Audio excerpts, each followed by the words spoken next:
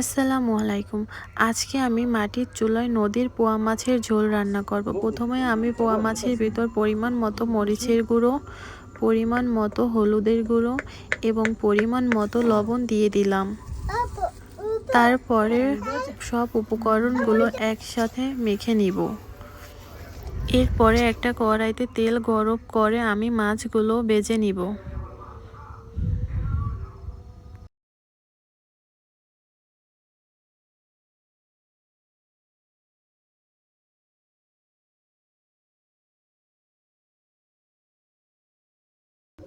মাছগুলো দুই পাশ সুন্দর করে লাল করে ভেজে নিব।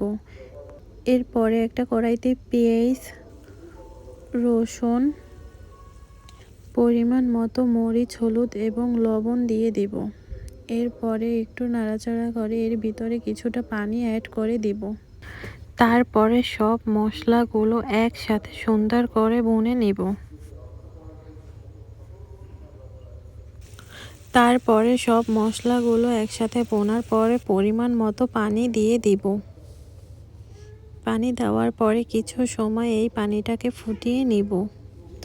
এরপর মাছগুলো দিয়ে কিছু সময় পর ধনেপাতা দিয়ে নামিয়ে নিলেই তৈরি আজকে আমাদের পোয়া মাছের ঝোল।